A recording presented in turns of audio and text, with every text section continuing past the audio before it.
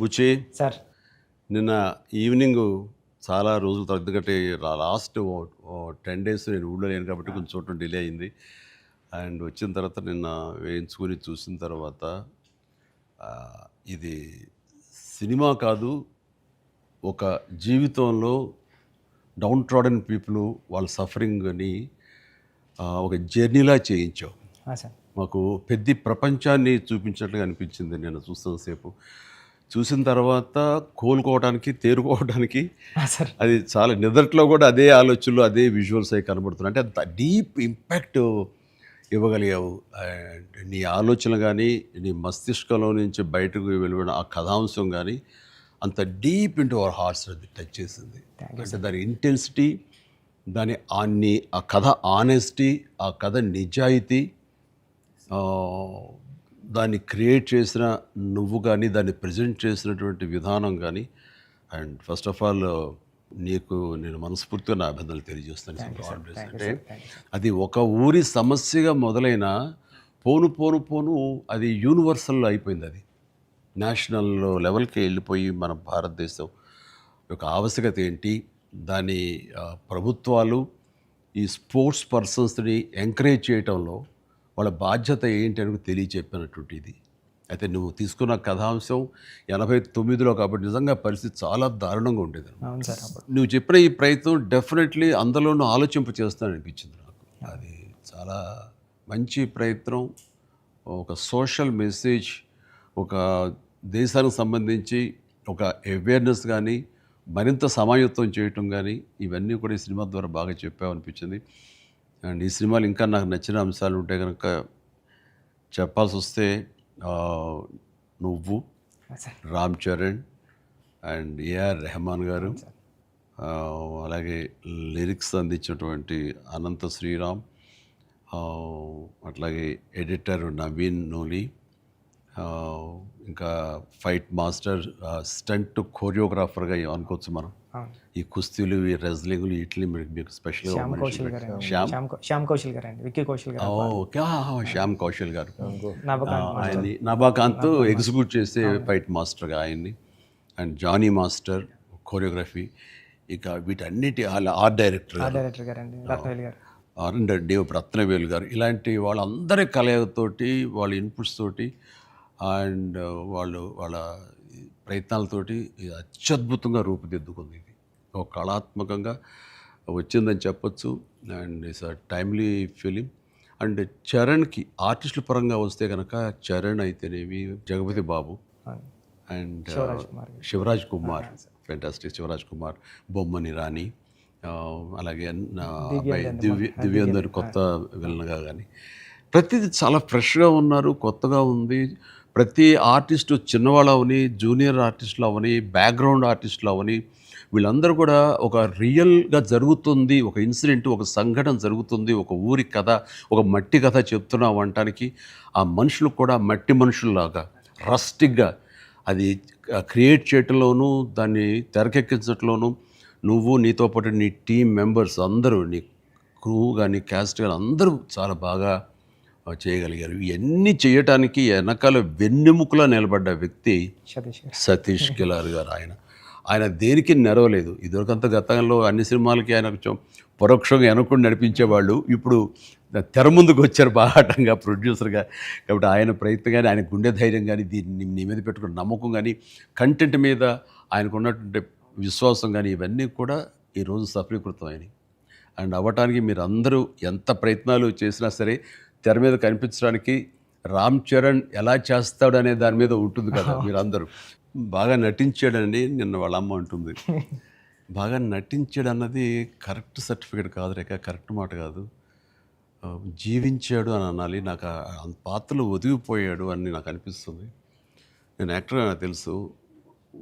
అవతల క్యారెక్టరు ఏడుస్తూ మనల్ని ఏడిపిస్తే కనుక అది నటన. వాడు ఏడవకుండా కళ్ళల్లో ఆ భావం పలుకుతూ చూసే ప్రేక్షకులు ఏడిపించాడంటే వాడు జీవించినట్లు. నేను అక్కడ ఒక క్యారెక్టర్ చూస్తాను తప్ప చరణ్ని చూడలేదు. పెద్ది కనపడుతున్నాను అక్కడ.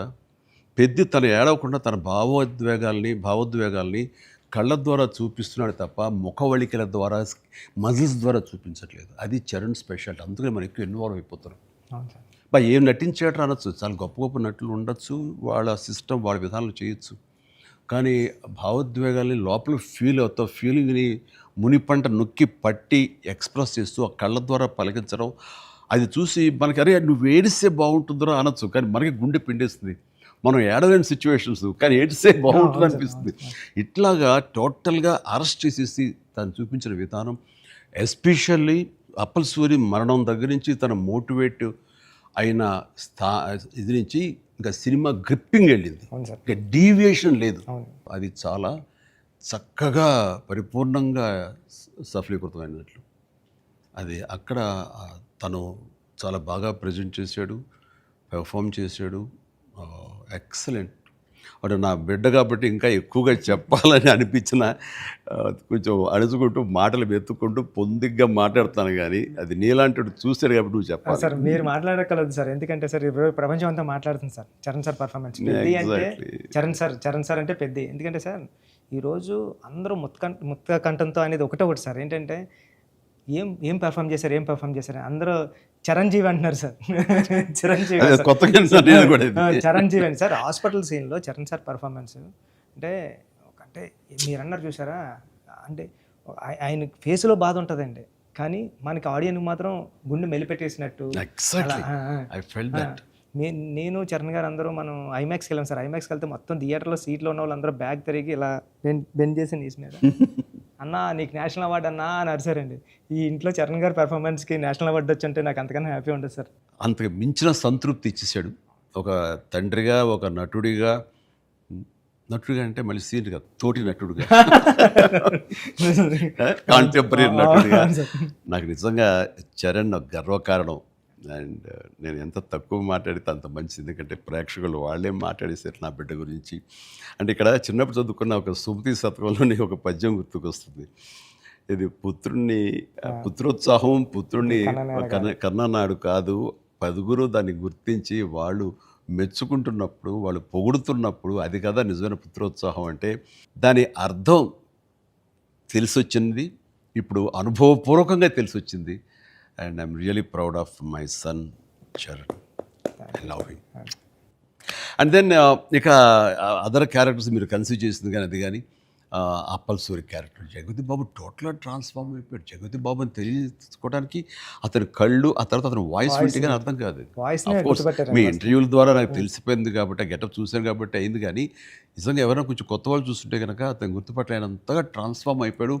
మనకి జగపతి బాబు కనపడకుండా మీరు అప్పల సూర్యునే మీరు కనిపించేలా చేయటం అనేది మీ కాన్సెప్ట్, మీ డిజైనింగ్, అది చాలా అద్భుతంగా చేసాడు. తను కూడా చాలా అవును సార్. మీరు అన్నట్టు అవునండి, మీరు అన్నట్టు అప్పల్ సూరి క్యారెక్టరే ట్రిగ్గర్ చేస్తారు సార్ కథకి. ఏ ఎమోషన్ కావాలో అప్పల్ సూరే జెండా పట్టుకొని పెద్ద చేతిలో పెడతాడండి, అక్కడ నుంచి పెద్ద తీసుకుని ట్రావెల్ అవుతాడు సార్. అది కరెక్ట్ సార్. మీరు ఏదైతే చెప్పారో అది అందుకే అలా సార్. అప్పల సూరి క్యారెక్టర్ అన్న డ్రైవ్ చేయబట్టే లాస్ట్లో స్టేషన్ కూడా అప్పల వాళ్ళ అయింది సార్. అది చాలా మంచి ట్రిబ్యూట్. అది అక్కడ కూడా పెద్ద అన్నామని అంటే పెద్ద అనేది ఆ క్యారెక్టర్ గ్రేస్, ఆ క్యారెక్టర్ ఇది చాలా బాగా. తర్వాత శివరాజ్ కుమార్ శివన్న ఆ క్యారెక్టర్ ఒప్పుకొని చేస్తాననటం అనేది ముందు అసలు ఫస్ట్ సక్సెస్ అది అదృష్టం నీకు. అంటే అంత మంచి మనిషి, అంత మంచి యాక్టర్, దాంట్లో ఒదిగిపోయి చేశాడు. చరణ్ని అదవాయించాలి, గదవాయించాలి, తిట్టాలన్నా సరే అంత స్టేజ్ ఉన్న వ్యక్తి. అతను అంటుంటే కూడా మనకి తండ్రి ఫీలింగే వచ్చింది కాబట్టి అది చాలా బాగుంది. అది జాహ్నవి క్యారెక్టర్, ఆమె క్యారెక్టర్ వరకు, ఆ సాంగ్స్ వరకు ఎక్సలెంట్. తర్వాత ఫైట్ కంపోజిషన్స్ కానీ అవి కానీ ఎక్సలెంట్. ముఖ్యంగా క్రికెట్ అనేది మనం గిమిక్గా చేయొచ్చు, అయిపోతుంది, కానీ కుస్తీ రెజ్లింగ్ అనేసరికి ఏమవుతుందంటే బాడీ ట్రాన్స్ఫర్మేషన్ కానీ దానికి తగినట్టుగా మనిషి మారిపోవటాన్ని అన్ని రకాల చేసిన ప్రయత్నాలు కానీ అది ఓవర్ నైట్ కాదు. అది చరణ్ ఇంట్లో ఎలా కష్టపడేవాడు, ప్రతిరోజు నేను విట్నెస్ చేసేవాడిని. నైట్ ఎర్లీ మార్నింగ్ లేచి 5 లేచి వాడు 6 to 7 చేసి 9 o'clock మీ సెట్కి వచ్చిన తర్వాత మళ్ళీ నైట్ నువ్వు 9 వదులుతావా 8 వదులుతావా వచ్చి నీరసంగా వచ్చి కూర్చుని పోయి మళ్ళీ కాస్త సూప్ ఏదో తాగి మళ్ళీ జిమ్కి వెళ్ళిపోయేవాడు. చాలా కష్టం. పైగా అంతా ఆ 70 days వెజిటేరియన్ మీదే ఉన్నాడు. ఉండి ప్రోటీన్ కోసం ఎంత ఇదంటే హై ప్రోటీన్ కావాలి, నాన్ వెజిటేరియన్ తినకూడదు. దానికోసం ఎలా కష్టపడ్డాడు, ట్రెడ్మిల్ జిమ్లో ఎలా ఇదయ్యాడు. అనేది చూస్తుంటే అబ్బా ఇంత అవసరమా, ఇంత కష్టపడాలా, మనం చేసాం కష్టమైన క్యారెక్టర్లు, రిస్కులు చేసాం, కానీ ఇంత చేస్తున్నాడు ఏంటి, దీని ప్రతిఫలం ఎలా ఉంటుంది అంటూ వాళ్ళ అమ్మ అయితే భగవంతుని దండం పెట్టుకుంటూ కోరుకుంటూ ఇంత కష్టమైన ప్రతిఫలం రావాలని. ఎందుకంటే అంత కష్టపడి జనం ఆమోదం పొందకపోతే మొత్తం అంతా ఇదైపోతుంది, వ్యర్థమైపోతుంది. ఇంకా కష్టపడితే ఇంతైనా ప్రతిఫలం అనే ఒక డిసప్పాయింట్మెంట్ వస్తుంది. కానీ ఇప్పుడు ఏంటంటే ఎంత కష్టపడితే అంత ఎప్రిసియేషన్ వస్తుంది అనేది ఈ పెద్ద క్యారెక్టర్ తన కష్టపడినందుకు, జనాలు దీన్ని యాక్సెప్ట్ చేసి వెల్కమ్ చేస్తున్నందుకు, నీరాజనలు పలుకుతున్నందుకు హ్యాట్స్ ఆఫ్. సార్ నా ఫేవరెట్ ఏంటంటే సార్, ట్రైన్ దగ్గర లెగ్ పెట్టడానికి బిఫోర్ వచ్చి ట్రైన్ ఇలా పట్టుకొని రెండు ఇలా పట్టుకొని ఒకసారి బయటకు వస్తారు కదండి ఫ్రేమ్లో, అప్పుడు చరణ్ సార్ ఎక్స్ప్రెషన్ ఉంటుందండి, కళ్ళు అలా మూసి ముందండి జస్ట్ అలా ప్లెయిన్గా శూన్యంలోకి అలా చూసి అప్పుడు లెగ్ పెట్టడం స్టార్ట్ చేస్తారండి. అప్పుడు అందరూ క్లాప్స్ అక్కడే కొట్టేస్తాను సార్. అంటే అలాంటి అంటే చరణ్ సార్ అంత ఇన్వాల్వ్ అయిపోయారు సార్. అంటే ఈ కథ చెప్పడానికి కూడా మేము కారణం జనరేషన్ని ఇన్స్పైర్ చేద్దామనండి. అంటే మేము ఇప్పుడు స్కూల్స్కి వెళ్తాం కదా సార్, అప్పుడు స్కూల్స్కి వెళ్తే స్కూల్ అంటే క్లాస్ రూమ్ బ్లాక్ బోర్డేనా, వాని వెనకాల ఒక ప్లే గ్రౌండ్ కూడా ఉంటుంది దాని వెనకాల అని చెప్పడానికి ట్రై చేస్తాం సార్ ఇద్దరు. అంటే ఆట స్థలం అంటే అమ్మ కడుపులో ఉన్న 9 months ఆడుకోవడానికి ఉంటుంది గ్రౌండ్. బయటకు వచ్చిన తర్వాత స్కూల్లో పిల్లలకి ఇప్పుడు చూస్తాం సార్, ఏ స్కూల్కి గ్రౌండ్ ఉంది సార్, బిల్డింగ్స్ ఉన్నాయి అంతండి. అది చెప్పడానికి ఇన్స్పైర్ చేద్దాం, ఏదో మంచి మాట చెప్పి. ముఖ్యంగా ఈ కార్పొరేట్ ఎడ్యుకేషన్ సిస్టమ్ వచ్చేసిన తర్వాత అండ్ ఎంతసేపటికి మార్కులు మార్కులు మార్కులు అనే దీంట్లో ఇంకా అసలు ఫిజికల్ యాక్టివిటీ లేకుండా పోతుంది. అందులో ఇప్పుడు ఈ బొమ్మని రాని ఒక మాట అంటాడు, చేతిలో వచ్చేసింది సార్ అంటాడు, అందులో ఎన్నో ఆటలు ఉన్నాయి సార్, ప్లే గ్రౌండ్ ఎవరు వెళ్ళట్లేదు సార్ అని. కానీ ప్రభుత్వాలు ఇప్పుడు మీరు అన్నటువంటి ఈ పరిస్థితి ఒకప్పుడు ఉండేది, కానీ ఇప్పుడు రాను రాను బెటర్ అవుతుంది అన్నది. అవును సార్, చాలా బాగుంది సార్. ఇప్పుడు బట్ ఇంతకంటే ఇంకా గట్టిగా రావాలంటే మీరు ఇచ్చినటువంటి సలహా, సినిమాలు పెద్ద సినిమాలు ప్రభుత్వాలు సహకరించాలి, సర్కారు వాళ్ళు ముందుకు రావాలి. కాబట్టి ఈ సినిమా ఒక అవేర్నెస్ తీస్తుంది, ఒక ఎడ్యుకేషనల్ ఫిలిం పెద్ది, ఒక ఇన్స్పైరింగ్ కంటెంట్ ఉన్న సినిమా పెద్ది. ఈ సినిమాలో బిడ్డలకి మనం ఏమి ఇవ్వాలి, ఎలాగ మోటివేట్ చేయాలి, ఎలాగ ఇన్స్పైర్ చేయాలి, వాళ్ళు ఎలాగ పెంచాలి అనే దాని మీద ప్రతి ఒక్కళ్ళు ఫోకస్ పెట్టి స్ఫూర్తి పొందాలని మాత్రం నేను మనస్ఫూర్తిగా కోరుకుంటున్నాను, విష్ చేస్తున్నాను. Thank you sir, thank you sir. నేను సినిమా చూస్తూ ఏఆర్ రెహమాన్ గారి కంట్రిబ్యూషన్ ఎలా ఉందని చూడటంలో సౌండ్ని పెర్ఫెక్ట్గా వాడుకుంటారండి. అంటే ఆర్ఆర్ అంటే ఓన్లీ ఇంకా ఊకదంపుడు కొట్టేసి ఎలివేషన్స్ కొట్టేసి ఆ రకంగా కొంచెం ఒరవడి ఇప్పుడు కొనసాగుతున్నా కొన్ని చోట చెల్లుతుంది. బట్ అన్ని వేళలా అది కరెక్ట్ కాదు. ఇది మన మనసులోని ఫీలింగ్ని బట్టి ఆయన కొడుతున్నాడని నాకు అర్థమైపోతుంది. గుండెని పిండే విధంగా మరింతగా ఆయన మనల్ని ఇన్వాల్వ్ చేస్తున్నాడు, మనకు ఆ ఫీలింగ్ని ఇవ్వగలుగుతున్నాడు. పెద్దలో పరిపూర్ణమైన న్యాయం చేశాడు. చెప్పాలంటే ఆయన మెయిన్ పిల్లర్గా అనుకోవచ్చు మనం. మీరు అనుకోండి మీ కంటెంట్ సార్. అంటే హీరో ఉండి ఎలివేషన్ ఇవ్వడం వేరు సార్.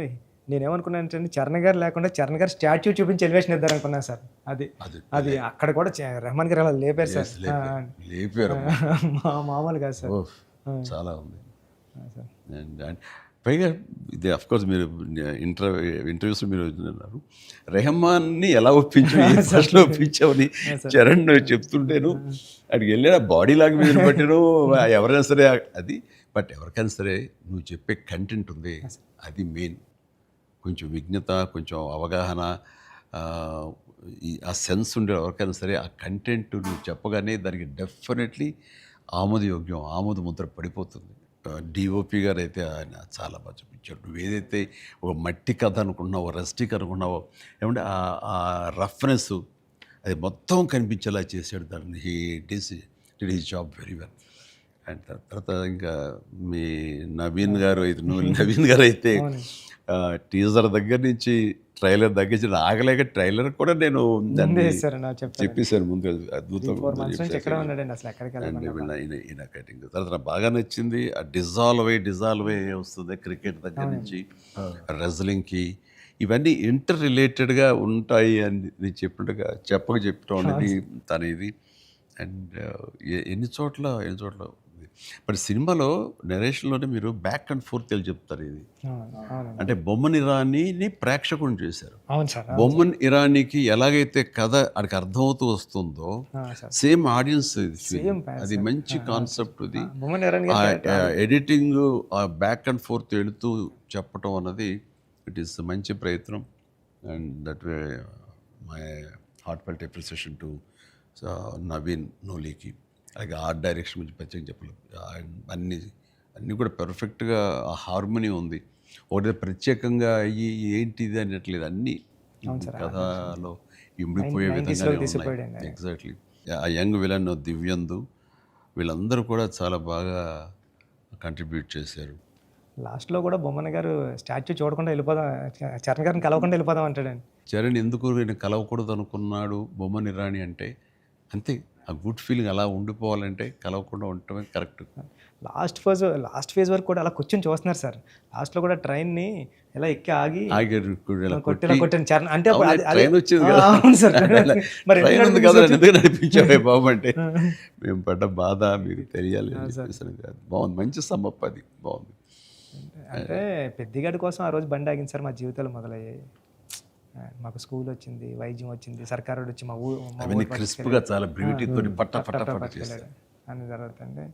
లాస్ట్లో మళ్ళీ వస్తారు కదండి చరణ్ గారు స్క్రీన్ బ్యాక్కి, పెద్ద నరుస్తాడు కదండి. అది ఎక్కడ బర్ణ వల్ల తెలియలేదండి ఎవరికైనా. బొమ్మన్ గారికి గట్టిగా పట్టుకుని పెద్ద అని అరిస్తే అప్పుడు కొండల మధ్యలో కుక్కను పట్టుకుని వెళ్తూ ఉంటారు. ఇంతకు డిసప్పాయింట్ అయిపోయింది అనుకోకుండా. అవును సార్, గుడ్ ఫీలింగ్. పుడతామేటి మళ్ళీ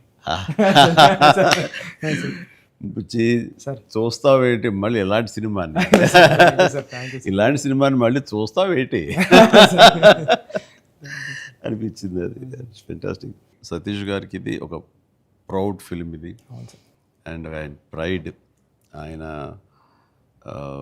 ఇంకా తర్వాత బోర్డు సినిమాలు తీయచ్చేమో కానీ ఇది ఇచ్చేటటువంటి సాటిస్ఫాక్షన్, ఇది ఇచ్చే గుర్తింపు, ఇది ఇచ్చిన రెస్పెక్ట్ కానీ అది సతీష్ గారు యూ డిజర్వ్ దిస్. అండ్ దీని వెనకాల మీ సపోర్ట్, మీ ఇలాంటి సినిమా తీసినందుకు నాకు కూడా చాలా ప్రౌడ్. సార్ మీరు ఒప్పిన టైంలో చెప్పారు సార్ నాకు, డబ్బులు ఎలాగైనా వస్తే రెస్పెక్ట్ సంపాదించి ఫస్ట్ అని. ఈయన డబ్బులు ఎలాగైనా సంపాదించుకుంటారు. ఆయన ఉన్నటువంటి కన్స్ట్రక్షన్ అయితేనేవి, అనుకున్నటువంటి డిజిటల్ ఐటీ వలన అయితేనేవి. కానీ ఈ సినిమా ద్వారా గుర్తింపు, ఒక రెస్పెక్ట్ వచ్చింది. అది ఈయన ఫుల్గా ఎంజాయ్ చేస్తున్నారు. బికాజ్ ఆయన సపోర్ట్ ఈ సినిమాకి అంతగా ఇచ్చారు. నువ్వు అనుకున్నవన్నీ కూడా ఆయన నీకు అమర్చారు. ఈయన పూర్తి న్యాయం చేశారు ఆయన. సతీష్ సార్కి నాకు లైఫ్లో ఫస్ట్ మూవీ అన్నట్టు సార్. ఇంక రుద్దికి ఇది ఎప్పటికీ మర్చిపోలేము సార్, ఈ రిలేషన్ని. దీనంతా నువ్వు చేస్తావే, నువ్వు ఆ టైప్ ఆఫ్ ఆలోచన డైరెక్టర్ సార్. మీరు నాకు ఉప్పిన ఇచ్చారు సార్ ఫస్ట్, చరణ్ సార్ ఏమో పెద్ద ఇచ్చారు సార్. మీతో కూడా ఒక ఛాన్స్ అవ్వండి సార్, చేస్తాను ఎప్పుడైతే అప్పుడు. నువ్వు అలా పరిగెత్తమని, దూకమని, వైర్లతోటి అంటే సార్. సార్ మీరు ఇప్పుడు కూడా చేస్తున్నారు సార్. ఇప్పటికి వైర్లు కడుతుంటారు, పైకి లేపుతుంటారు, పల్చీలు కొట్టిస్తుంటారు. మొన్న శంకర్ ప్రసాద్ దీంట్లో కూడా చేశాను. పని అవసరం వచ్చేసరికి దేనికి నెరవం, దేనికి వెనకం చేసే పరిస్థితి లేదు. ఇంకా ఒకసారి ఎన్ని వైర్లు కట్టి అన్నీ ఇవైపోయింది, కవిలిపోయింది. చరణ్ చూశాడు ఇంట్లో, ఏంటిది అన్నాడు. వైర్లు కట్టి లేపారు. ఇంకా వైర్లు ఇంటికి కడుతున్నారా? వాళ్ళు పిలిచి డాడీ అలా కష్టపడతారంటే మీరు అదేదని తిట్టాడు. మరి లేదురా వాళ్ళు కాదురా, డూప్ సరిగ్గా చేయలేదని ఆయన తీసేసి నేనే చేశాను రా షార్ట్ అని. వాళ్ళు అదే అన్నారు, డాడీ చేస్తారన్నారు అని. అంటే చరణ్ ఇందులో ఎంత కష్టపడ్డాడు అనేది నేను చెప్పాల్సిన అవసరం లేదు. ఆడియన్స్ ఆల్రెడీ వాళ్ళ క్యారెక్టర్ ద్వారా వాళ్ళే గుర్తించారు. వాడు ప్రతిరోజు అలసిపోయి ఇంటికి వచ్చి నీరసించి అలా కూర్చున్న ప్రతిసారి నాకు మా నాన్నగారు నాతో ఏమన్నారో, నన్ను ఏమనేవారో అది గుర్తుకొచ్చేదనమాట. అంటే దొంగ అనే సినిమాలో 8 అంతస్తుల ఒక హోటల్ పైన పారపెట్ వాల్ మీద నేను రోల్ చేస్తూ వెళ్ళినప్పుడు కింద స్లిప్ అయితే మాత్రం ఇది ఇప్పట్లా వైర్లు ఇలాంటి సేఫ్టీ డివైస్లు ఏమి లేవు. మొండితనంతో చేయటం అనమాట. అట్లాగే ట్రైన్ కింద పడుకొని గోండా సినిమాలో వెళ్తుంటే ఒక 3 ఇంచెస్ ఎవేగా బాడీ కానీ లూజ్ అయితే కంకరాలు కొట్టుకుపోయేవి. నా బలంతో ఉండాలి తప్ప ఇంకో హార్నెస్ కానీ అది కానీ లేదనమాట.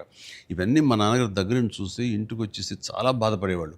తిట్టేసాడు. కోపంలో బాధ ఎలా ఉంటుందంటే బూతులు ఇచ్చేసేవారు.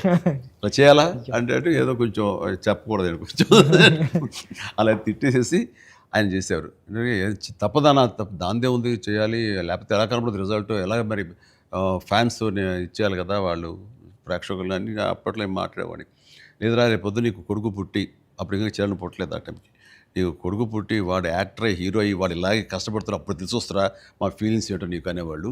నిజంగా నీ పెద్ద సినిమాకి చేసి వాడు అలసిపోయి వచ్చి కూర్చుని ఈ మణికట్టు దెబ్బ తగిలిందని కానీ కంటి మీద దెబ్బ తగిలి రక్తం ఇదే ఇచ్చింది దాని కుట్లు పడ్డాయి అన్నప్పుడు కొంచెం ఒక హాఫ్ ఇంచ్ క్వార్టర్ ఇంచ్ కిందకి వెళ్తే కంటి గుడ్డేమవుతుందో అనే పరిస్థితి అన్నీ తెలిసినప్పుడు మాత్రం బాధపడి వ్యక్తం చేయబోయాను. నాకు మా నాన్నగారు మాట గుర్తుకొచ్చింది. ఆయన ఎంత బాధపడి ఉంటారు అని చెప్పేసి అదే బాధ ఈరోజు నేను వాడు కష్టపడి వస్తుంటే మాత్రం నాకు ఉండే పిండి ఫీలింగ్ ఉంది.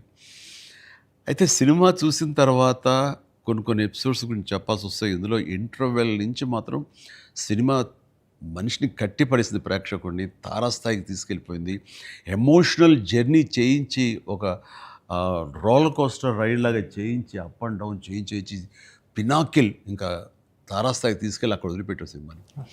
ఆటల్లో ముఖ్యం చెప్పాలంటే హాస్పిటల్ సీన్ బుచ్చి బా నా భూతో నా భవిష్యత్తు ఇప్పుడు తలుచుకో నాకు ఇంకా గురిపాడు వస్తుంది, గూస్ బంప్స్ వస్తున్నాయి. అసలు హాస్పిటల్ సీను వాడి నటనకి మాట్లాడుతూ చూడు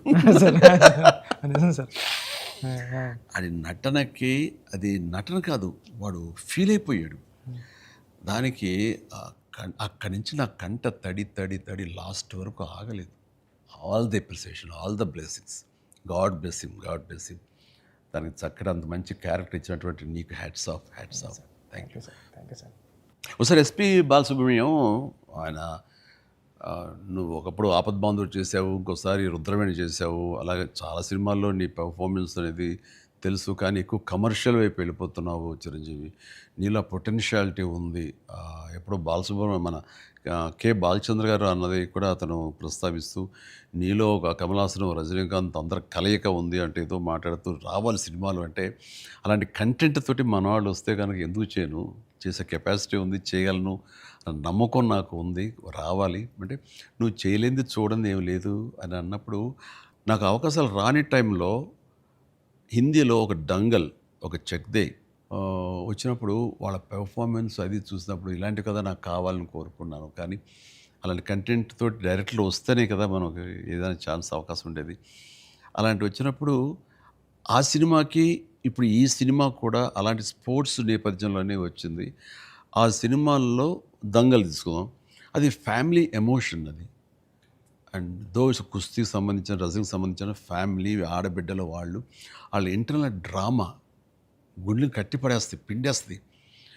అండ్ నీ సినిమా ఈ పెద్ద వచ్చేసరికి రస్టిక్ స్పోర్ట్స్ డ్రామా అండ్ అవేర్నెస్ని మోటివేట్ చేస్తూ ఒక రకమైన ఎడ్యుకేటివ్ ఫిలిం ఇది.